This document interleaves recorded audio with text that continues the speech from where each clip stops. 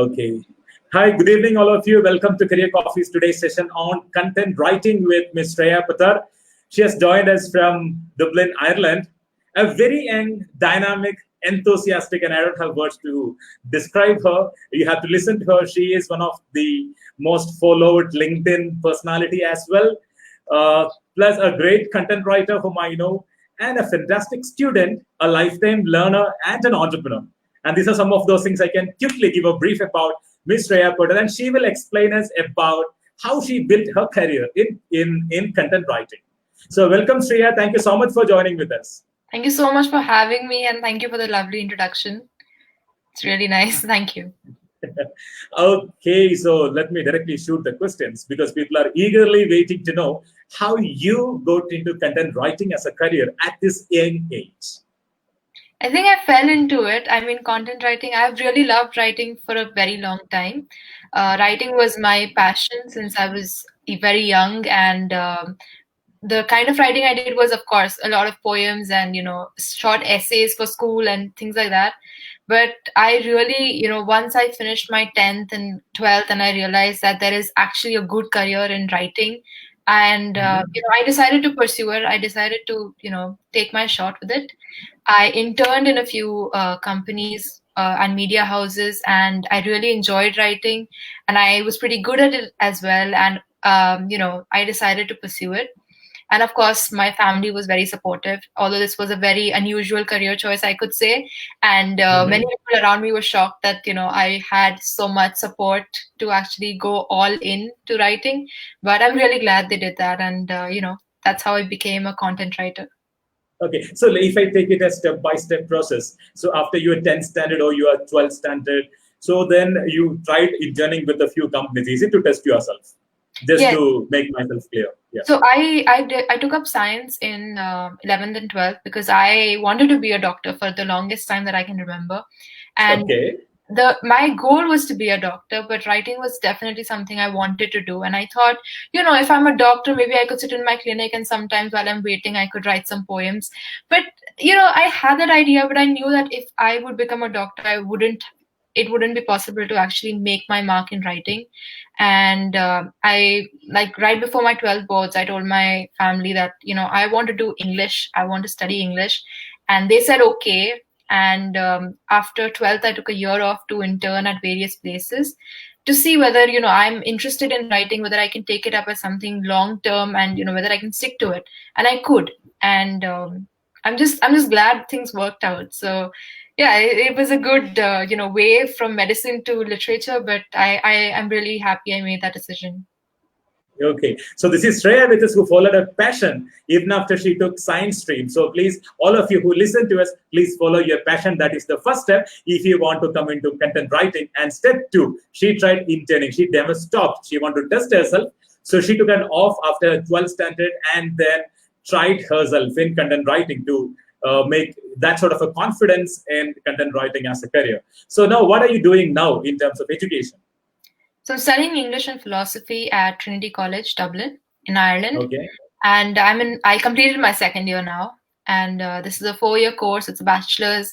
And yeah, I really enjoy it. Here we have, the system is of course very different in Ireland. We have a lot of reading. We have a lot of, learning-based education and a lot of independent thinking, which I really appreciate in such a creative field like English. And yeah, it's just very helpful. And again, I think choosing this college was also a very important decision in furthering my career because it just brought me so many opportunities that made it possible for me to, as a student, explore so many different things and still get into content writing. Okay, so what do you feel like as a student? If you identify a good content writing skills in a child or in a student who is in 10th standard, 11th standard, what is those skills they have to hone within them to become a good content writer like you? I think one thing that really, helped me, good content writer like me, I think one thing that really helped me get where I am was actually sticking to what I decided upon. Because again, I was very, I wanted to be a doctor first. And then when I chose English, and there was a bit of a hesitation, like, what if I don't like English? What if I don't like writing? What if I still change my mind? Because I loved, that medicine field, but changed so suddenly. But then when I decided writing, I stuck to it. I made sure that, if I'm doing it, I'm going all in and, full commitment towards it. And it wasn't about, reading books or following other writers and messaging them and asking what they did. It was just about putting my head down and writing. Because, we can get some guidance from people, but at the end of the day, them sharing their challenges does not make it any easier for us. So I just focused on writing, and I would say that if anyone has a passion for anything, and if especially if it's like writing, I would say that it's so easy. You don't have to have a degree in it. You don't have to have certification or courses. It just you have to have either a notebook or a laptop, and you just have to get to writing. And practice is definitely one of the best teachers you can have. So if you love writing, definitely go in for practice. So is there any specific course where you can get trained in content writing?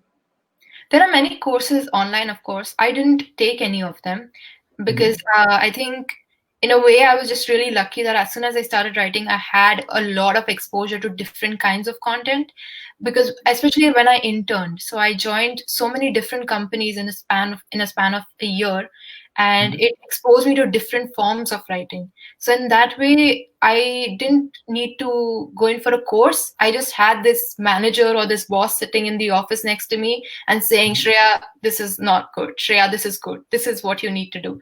And just that experience of, being with people who were doing well in the field and who were decision makers and who could actually guide me in the right way, it was very helpful. And I didn't really think too much about, taking up a course or anything like that.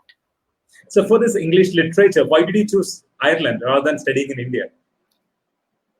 I mean, I did look up options in India, but I think uh, for some reason it was just there. I didn't really think too much about it. My family was very eager also to have me study abroad as well. It just it's a different exposure, it's a different experience, and of course it's a different education system that I was very much looking forward to. And Trinity is one of the best universities in the world for English and philosophy. So just getting into this college, which is well known and which has the best professors, and so many good writers have come out of this college. Their alumni, like Oscar Wilde is an alumni, Jonathan Swift is an alumni. So just being around such an inspiring place where that successful people came out of it, I think it was just a yes for something, an experience like that. So it's almost like you're getting exposed to a different way of probably about culture, different types of people in another country. So that Yeah. can be one way you can also enrich yourself about your experiences. Because for writing, I think you require a lot of experiences, right? So how Yeah. you feel, like say, how you gain this experience? Do you observe people, or how you get this urge to write different things when you're about to write a content? Right. So for content writing, of course, it's more like, professional side. It's more like what the client wants. So it's a different, inspiration, you could say. But when I'm writing for myself, I do tend to observe people around me and, behavior of people and incidents that happen. And there were so many incidents that happened with me and so many good stories I have to tell just because I am in Dublin right now, because the people are so different, and I have so many different experiences that I don't think I would have had in India. Just the way people interact with me, in a grocery store, somebody just gave me a coupon for like a 25% discount or something, and I was shopping a lot that day. So this lady just came up to me, gave me a coupon, and she left. And I'm like, okay, I can, it was a coupon, she could have used it, but she gave it to me. And it's just such things that people do here, that they're just so kind, they're so warm and friendly to everyone, and it brings in new stories for me. And of course, like, even as a person, it helps me grow because it shows me like little ways that you can really make a difference in maybe even in one person's life. So that's how my inspiration takes place. So shall I just to take some inspiration from there? So those students who look forward to start a career in content writing, one, they have to have very good observation skill, and they should try it out, like about their writing skills. But how important is their reading habits? Because nowadays, what happens in with new generation, their reading habits are coming down. This is what I got this information from the morning one faculty development program I was doing for one of the very famous university. So one of those, academician was mentioning this to me, that the students' reading habits have drastically come down. So how do you say this? I tend to agree with what you said. Like the reading habits have of course changed. Even for me, I think mainly because everything these days is available. Like a whole book you can read in just 1 minute because there's a good summary online, and it's a good summary. You can actually grasp the whole idea of the book very easily. And when we're rushing so much, sometimes it's just easier to just pick up that summary and read it, and you feel like you know something more. But I think we should go in for books as well. And I used to read a lot when I was younger, and like the Tintin comic series was my favorite. A lot of my vocabulary came from those books. A lot of my inclination towards writing, towards telling stories came from reading the adventures that were there in those books. So I think reading definitely aids your interest, of course, and especially if you want to be a writer, a lot of your inspiration will come from books. So if you want to be a writer, read something. Maybe it doesn't have to be novels. Right now, you can read good articles. People write such so well articles. Even you can read articles. You can read even short pieces of research. It is so well written. Whatever it is, just don't stop reading, so that you keep learning different styles and different ways of presenting yourself. So keep reading. So what are those qualities a content writer has to have? That essential qualities. Right. I think in terms of writing, I would say first of all is definitely patience, because it's a process. Anything you take up is a process, and especially with writing, it's a very different field. People still think you can't really have a good career in it, you can't really make money from it. So if you want to really make your mark, you have to be patient. You have to be committed. Again, it's easy to get frustrated with writing because you need so much patience, but don't give up on it. Stay committed. Keep practicing. Again, look at read books, read articles, look at other people who are posting. Like I really like some people on LinkedIn, so I follow what they're talking about, how they write the post, and I learn from that. And yeah, I think that's it. I mean, there's nothing extraordinary. I think you just have to have like the human skills to just keep doing what you want to do. That's all. So being a content writer and a student as well, so how do you manage these two things, your studentship and a content writing career? One more thing I've been lucky with is that my course is allows me a lot of free time in a way, because here we do not have like the morning 9 to 5 kind of college routine. I have like 15 hours of lectures every week, which is probably, say, it could be a day back in India, maybe. So 15 hours of lectures every week means a lot of time to read. Of course, my course is very heavy on reading, and a lot of time to work as well. So in that way, I tend to balance things out. There are other things. I mean, I am very involved in activities in college as well, many events, many competitions, and it does make it a bit challenging to balance both. But then I tend to prioritize, and I have stopped writing. Like I stopped doing content writing on weekends and only focusing on studies. So that way, kind of segregating my week into work hours and study hours is also a good way that has helped me. It might be different for everyone, but that has helped me, balance everything out. So we have two questions here. Just I would like to bring in one now. So we have this question from Mr. Tom Natil. What were your starting steps for a content writer? How do you suggest someone to getting started?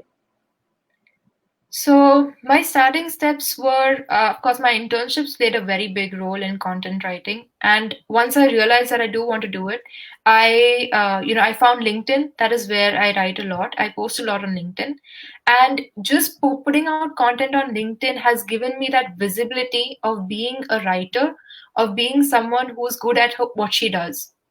So if you look at my LinkedIn, it's not about me sharing, hi, I'm a writer. If you're looking for content, please come and, get content from me. That's not the idea.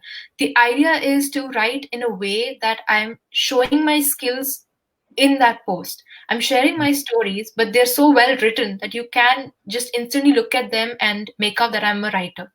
So that was my starting step of gaining that online visibility and being consistent with it.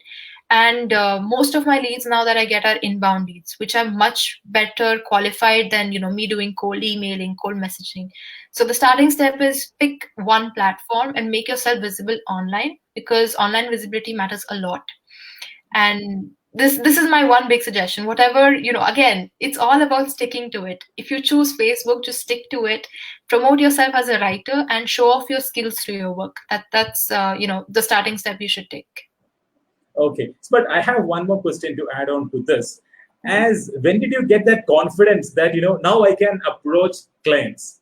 Because that is something great challenge. You might be a good writer, but then when did you gain that confidence being a student? Yes, now I can reach out to clients. And meanwhile, this is Shreya Pathar with us explaining us about her content writing career. And she has clients across the countries, like different countries, across the continents. I can say she has clients across the continent. So when did you gain that confidence that now I can approach clients? So my first post on LinkedIn was in around October 2018. We had an event in college where I met the CEO of LinkedIn, Jeff Weiner, and it was a very simple post about my meeting with him. The post went viral, some 1.5 million views in like 3 days, 15,000 likes. Jeff also commented on it, and it blew up even more. And that was my first post. I was not expecting anything from it, but right from that one post, I got 4 leads. 4 people messaged me, Shreya, we loved how you wrote the post, and can you do this for us as well? And it was weird. I was not expecting that at all. I never thought somebody would approach me saying, you write well and we want to pay you to write for us. It wasn't expected, but it worked out. It worked out great. And that first post gave me, like propelled me into continuing writing and realizing that people are willing to pay me for my work.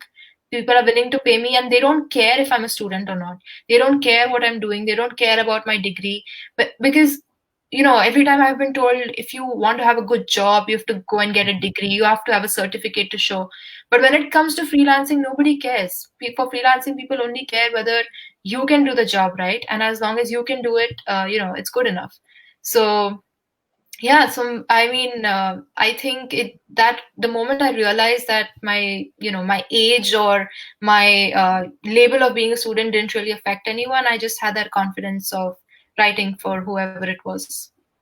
So I have to say, meeting with Jeff was one of those life-changing moments for you. And when you put that courage to put it into LinkedIn, which went to viral to 1.5 million views, that is a wow, especially in LinkedIn.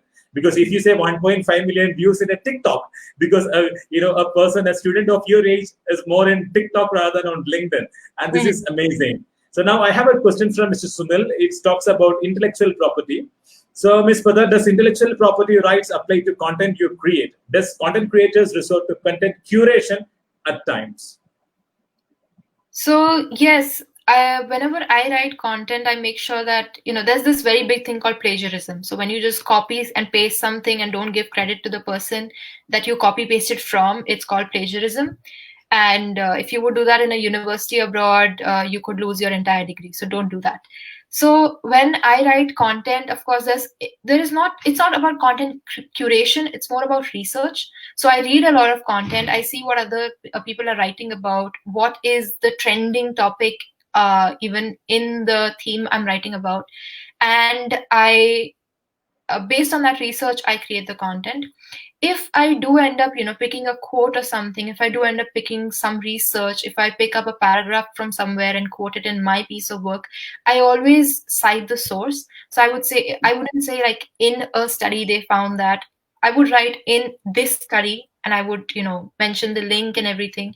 So all the work that I give is plagiarism free. It's not possible to create full content, like full 100% original content. I don't think, especially for blogs and articles, research papers, I don't think that's really possible. But as long as it's plagiarism free, as long as you cite all the sources that you use, you should be good to go. So in that way, I think you are following all the proper intellectual property rights as well, and you're giving credits where due. So the question has another dimension as well, which I understand. So whether you get the intellectual property rights as well for the content you create, or this goes to the client. Right. So in that, there are two options. So one option I give is where I have my byline in the work, and the other is ghostwriting. So when I have my byline, it means that whenever the client uses that piece of content, my name must be mentioned as the writer. And this mainly applies for articles and blog posts. When it comes to ghostwriting, I just give you the piece of work, and you can say anyone is the author. You can name yourself as the author. You can name anyone, your company as the author. That's fine, and it differs for every writer, but I tend to charge an extra fee for ghostwriting, so that then it's all yours to own. So people should understand more about ghostwriting. It is just like that, someone else is writing for you and you are publishing it on your name. Right. So that can be the simplest explanation which I can give for ghostwriting. So you do that as well, and then they take without any regret. Of course, yes. Fine. So it's actually most of the CEOs, and when you look at articles in the newspapers, I'm sure, you don't expect the CEOs to write them. Of course, they give their inputs, but most of these are ghostwritten articles. Okay, fine. So can you, just an insider information which I just want to ask you. So how do you write content? Say, for example, now you got a client. I will come back to the question, how did you get the client? And then now before that, I just want to know if a client approaches you with a specific content requirement. Now, how do you start that? Or how do you do the work step by step? So the first thing is, of course, very clear communication with the client, understanding the purpose of the content, what do you aim to achieve from the content, and what are you aiming for through the content? Where will it be posted? How will it work? What should it do for you? That's important. The second thing is, I create an outline for whatever work I do. So suppose I'm working on an article, and suppose we are writing an article on leveraging LinkedIn. I would send you, say, 5 points that I want to talk about in the article. You give me your feedback whether, okay, this is what we want, or no, this is not what we want. Instead, can you make it into this? And in that way, it's a very clear communication. And once you approve that outline, that's how, when I start writing. And after writing, I send it to you. You can request edits, feedback, anything that any changes that you need. I make those changes, send it back to you, and then we approve it. So my process involves always involving the client at every single step and making sure they're aware of everything that I am doing, and that I have their approval for each and every step I take, so that it avoids a lot of back and forth, and I don't have to end up changing the whole article. Instead, I can just catch the issues right before they happen, in a way. So that's my process of creating content for a client. Okay, so there are a few more questions which I would like you to answer. So one by Mr. Govind Sharma, any book which you can recommend to get best vocabulary and amazing content writing? Is there any book which you want to share with our viewers? Okay. I'm not sure for vocabulary. I think for vocabulary, okay, one thing I want to say about vocabulary is I think it's overrated. When you, as a writer, people expect you to have the best vocabulary, for you to know every word in the dictionary. It's not true. As long as you can get your message across properly, it's good enough. And of course, we have Google. So if you end up with a basic word, you can always look up synonyms, and it's very easy for you to do that. So just don't really stress about the vocabulary. That's okay.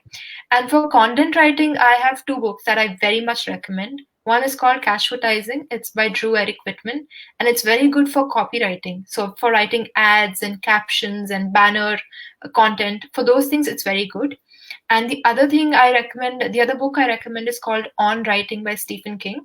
And this is a good book for editing. So if you want to learn how to edit your content and really make it concise and bring out your message strongly, I definitely recommend you get the second book. So I hope these 2 books help you. One is called Cashvertising, and the other is On Writing by Stephen King. Okay. So is there any software which you use for the content writing? I don't use any software. But if you're a beginner, I would recommend you could use Grammarly. I wouldn't say you should depend on it, because Grammarly also has its own errors. But if you're starting out and if you're not sure about the work you're putting out, you can definitely, even the trial version of Grammarly is good enough. Okay, so I have this another question by Mr. Tom. So what do you write most on? What is your method of creating a content area that you are not familiar with? So earlier you have mentioned that how you write a content, but then there's a thing attached to it that is the content which you are not familiar with. The Right. first part, what do you write mostly on? So I write on a lot of niches. In the last 2 years, I've written on over 40 niches. That's a lot. But if I have to narrow it down, I think I like to write for LinkedIn. So I do a lot of LinkedIn marketing for individuals, for companies as well. So for personal branding, thought leadership, company branding, all these things. So LinkedIn marketing is what I write the most. And if I'm not familiar with the topic, again, I'm very firm on involving the client in my process. So if I'm not sure of a topic, suppose again we're talking about content writing, and if I were to approach you, I would, ask you like, I am new to this topic. I'll be very honest with you. I'm new to this topic. Can you give me some insights as to which way you want this content to go? What do you want me to include? I ask the client for reference links, maybe links to their website, to other websites where they like the content and they want to capture something similar. So first would be to ask the client and clarify what they're looking for, and what I should include in the topic. And second, to get references from the client as to, so that I can get an idea of what they want. So involve your client in the process. It'll make your life so much more easier. And being honest is the key with Yes. the client. Yes. Be honest. Okay. I've not done this before. Okay. So I have this question from Mr. Ashwin. So Ashwin is telling, I'm a student of grade 11. So would you, suggest me in joining LinkedIn now or later? I think you should join now. I think, the earlier you get involved in these things, it's much better. I understand that LinkedIn is normally seen as something for job search, as a resume platform, and that's what I saw it as well.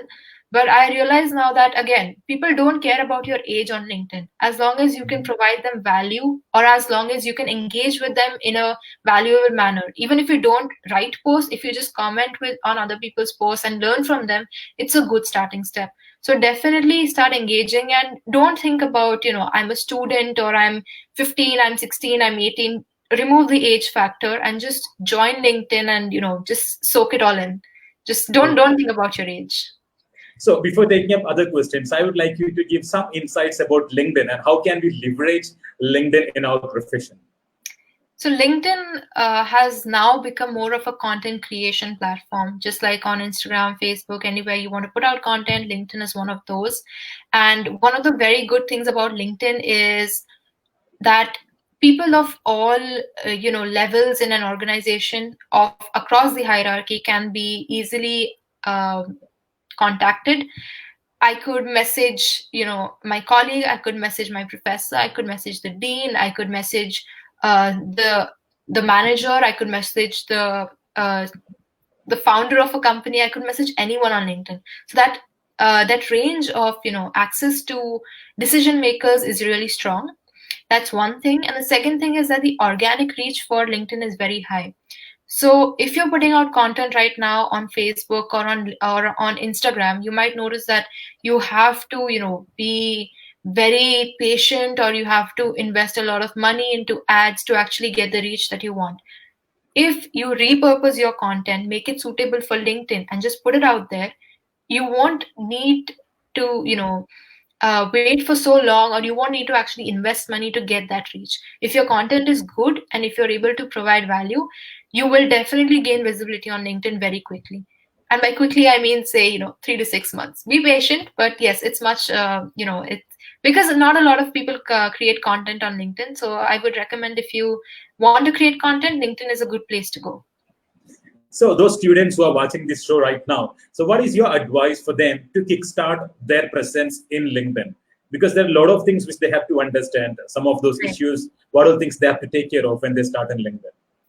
One thing would be to have a very good profile. Just update, have a good professional profile picture, have a good banner in the background of your profile picture, something relevant probably to your interests. Have a good summary where you explain your skills, your interests, your hobbies, your experience so far. Mention all of those things. Fill in your job experience, internship experience very clearly, include everything possible.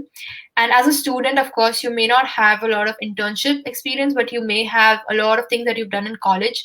Include all of them, include everything that you've done in school, any scholarships you've received, any certificates you won, any events you've organized or helped with. Mention everything. First step is to build a good profile. And second step is to follow people who are doing well on LinkedIn.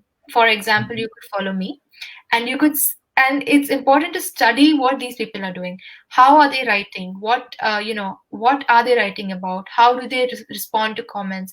How do they engage? What do they not engage with? So just study their behavior and their pattern on LinkedIn, and for some time just observe that, and then start doing your own thing. So build your profile and study people who are doing good on LinkedIn.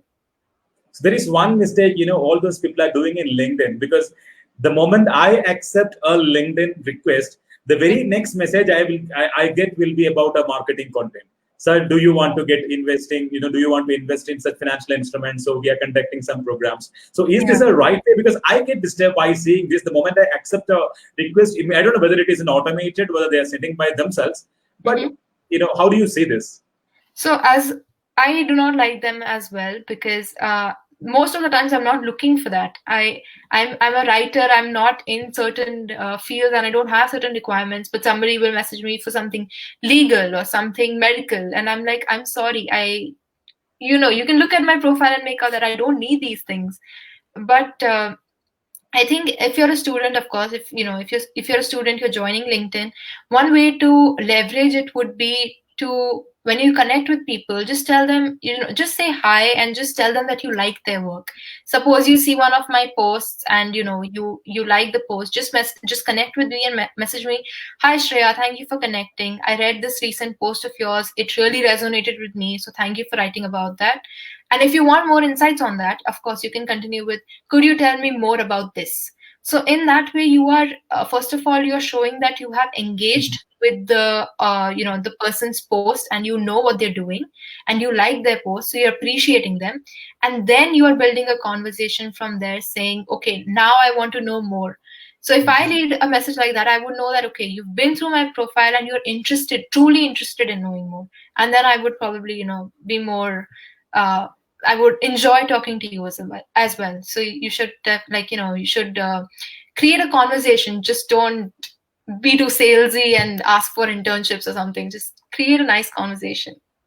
So don't send friend requests like the way you are doing in Facebook or Insta. So here you have to create a conversation, create an engagement, then you send the request to connect, correct?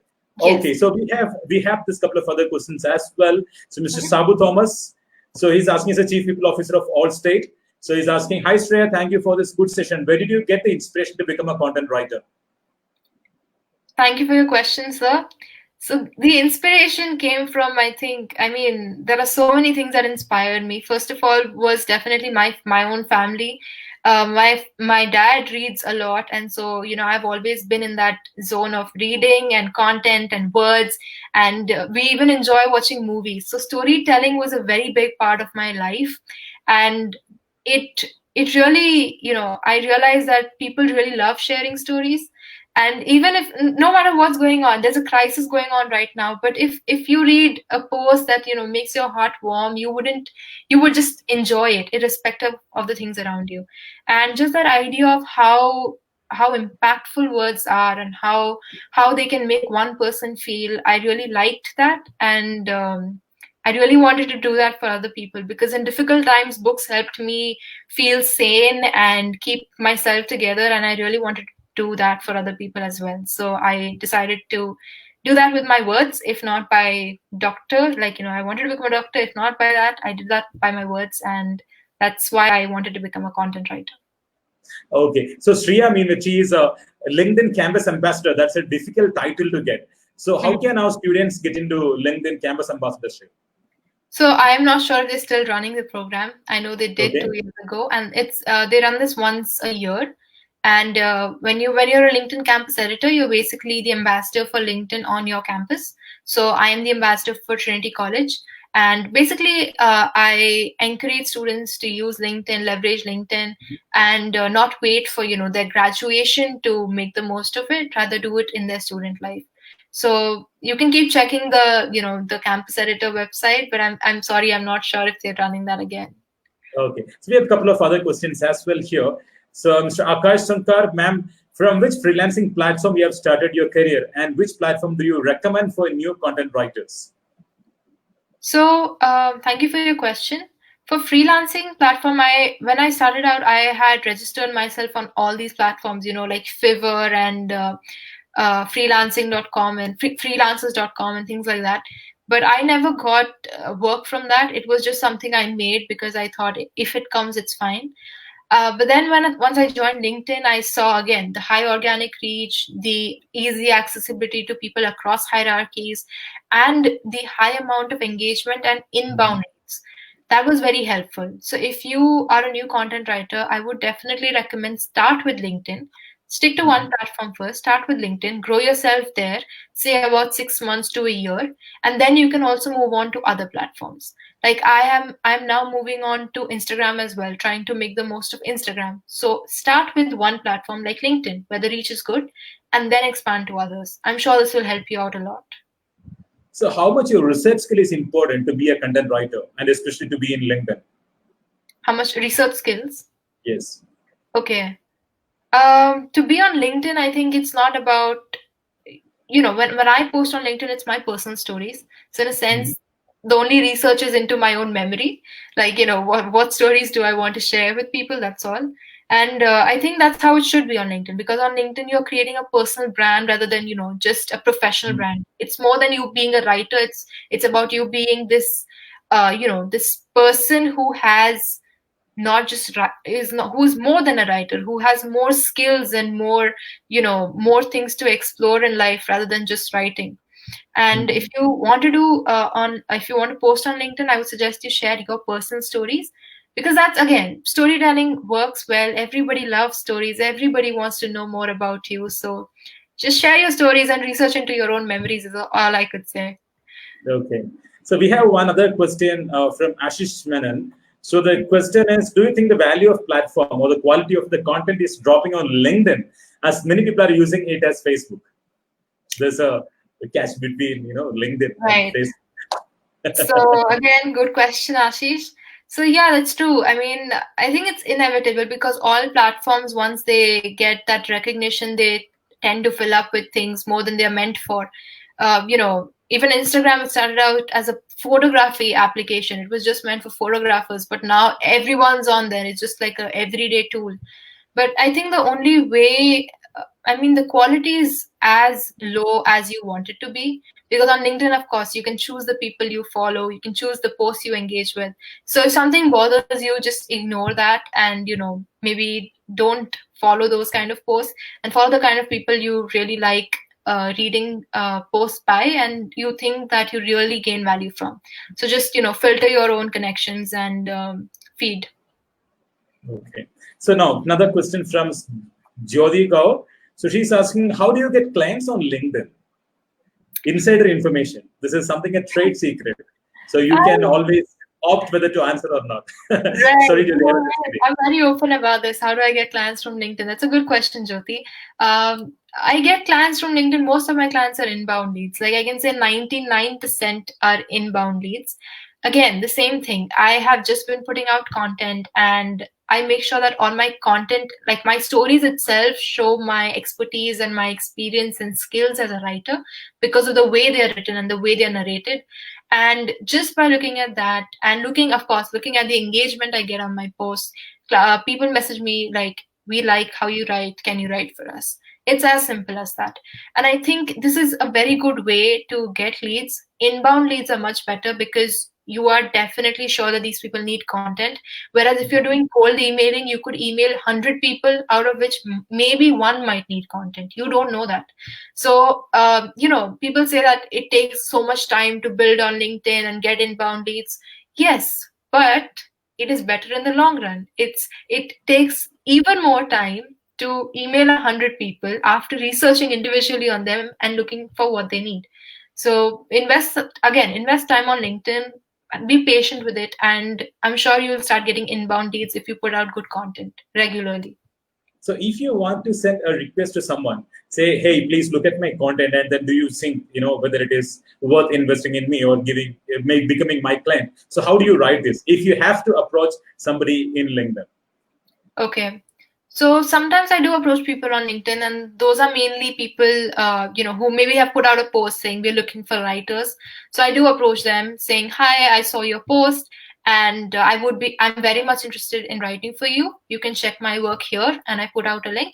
Let me know if you'd like to discuss further." That's how I do it. So I'm showing my interest, and I'm also giving my samples. That is very important, so that there's no back and forth. Because if you don't share the samples, the next question is going to be, okay, but can I see your work? So just cut short the conversation and send your samples together. That would Okay. be my suggestion. So I have this $1 million question from Benny Abin. A very vital question. What's the expected revenue from content writing and the suggestions to get client? Of course, second part you have already answered, but the first part is something which everyone is so eager to listen. What is the expected revenue from the content writing? I'll tell you what, there is no upper limit to revenue from content writing. And I have realized this, and it blows my mind. If you would have told me that it's possible to make a very good living from writing, I would have said, are you really sure? I mean, people say that it's not really possible, but I'm doing it now. I'm surprised at how well it's working out. And my revenue has been multiplying by the month, and I think that's all that matters. In the last like 16, 17 months of freelancing, I always thought that, okay, this is the highest point I can reach. And then the next month, that highest number becomes a revenue from one client, you know. Great. And there is no upper limit. If you just keep freelancing, if you just keep writing, it's going to blow your mind as to how much there is to invest and how much return you can get from content writing. So expected revenue, whatever you want to make, whatever number you can think of, I'm pretty sure you can make that if you put in the work. So what is the biggest challenge you faced in your career so far? Biggest challenge? That is a very interesting question. Let me think. I don't know. I think there wasn't like this, grand challenge that really stopped me or something.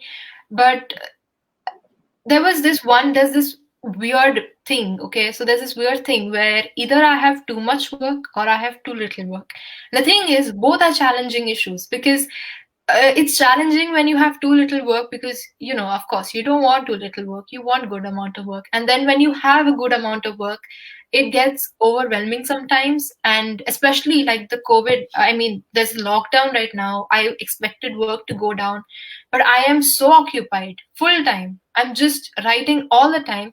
And even after that, I get more calls like, hey, can we speak to you, we're looking for content. So things have not slowed down, things are still working out, and in a way that gets challenging. Of course, it's a good kind of challenging. I appreciate the busy kind of challenging, but I think that's the only big challenge I faced. It's either too little or too much. Okay. So we have another question from Mala Chakrabarti. So suggestions about how to increase the reach and accessibility of your posts and articles on LinkedIn, apart from a natural reach. So is there any other way to get in?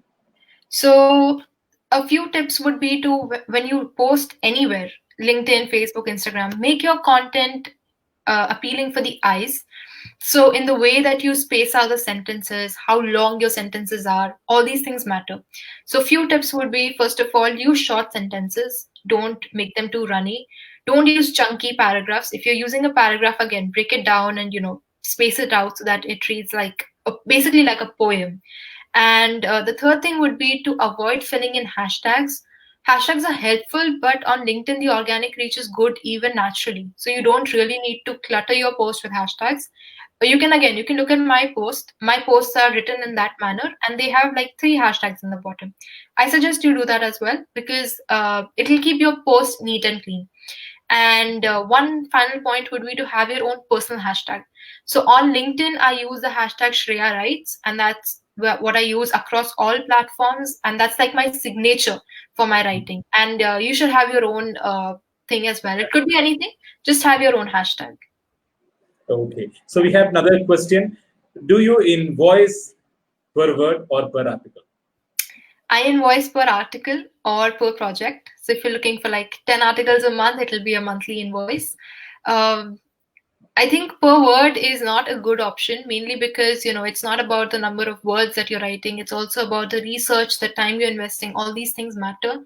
And one more thing I've noticed is if I say, if I say 100 euros per article versus I say maybe, like 20 cents per word, you would be more willing to pay 100 euros per article than 20 cents per word, because in your mind you'll start calculating, okay, 20 into 1,000 words into this, oh my god, you're charging 20 cents per word, who pays that? But if I give you an overall figure, you take it as the value of the article rather than the value of per word. So I definitely recommend everyone to charge either per article, per project. Just don't charge per word. Don't do that. So we have another two questions. So Mhm. by Mr. Tom, so he is asking, where can we see your samples? So I have a website, Okay. shreyabatar.com. Is it? I'm just typing shreyabatar.com. You can So, check my work there. so is it the same? Like, is any spelling mistake? No. It's correct, right? It's right. Yeah. So we have one more question as an extension to it. If we were to look at one of your samples, which one would be that? Okay. I think I would guide you to my LinkedIn profile, and I would, ask you to scroll through my posts, because again, depending on what kind of content you're looking for, the sample may differ. But my favorite kind of writing, and I think some of my best work is out on LinkedIn. So I would probably share a link to some of my LinkedIn posts with you. Okay, great. So one last question. Which friendship do you recommend to the new content writers? I think this we have answered. So now, one last question. What is your vision basically about your career? I am not sure. I'll tell you why. Because when I started out, I did not expect that this would happen. I thought, I would be in college, I would get my degree, and I would pass out and get a job. But in the past 2 years, my life has taken a complete 360, and like regular 360s, and really changed everything that I had thought my life would be like, everything that I had envisioned my life to be like. And I think I don't know where it will go in the next 2 years. Career options are changing, people are changing, the way we work is changing. Who knew we would have a lockdown now? But things are happening. So I think, the broad vision is to be happy and successful, of course, and maybe be rich as well. But the main idea is that I'm not sure career wise what my vision is, because I think it's just always evolving, and I will choose what's best for me at the point. Thank you so much, Shreya. That was a real insight into a content writer's life, career, and then about LinkedIn. So those people who are watching this, if you really wish to check whether you have that sort of an attitude to do a content writing, you can just visit myskillaudit.com and then do the career potential assessment test. It's a career orientation assessment, and it will definitely show you whether you have an orientation towards content writing or which are those career fields where you have the right orientation. So we have Shreya with us, and thank you so much, Shreya, for spending your time. And it is almost lunchtime over there, and you are still looking so happy, energetic, and then so excited, and we are also. Thank you so much for your time. It's almost like 15 minutes you spent with us with real insight into content writing career and about LinkedIn as well, which really going to help many people over here. Thank you so much, Shreya. Have a good time. Stay safe. Thank you so much. Thank you so much. Have a great time, Shreya. Thank you. Bye. Bye.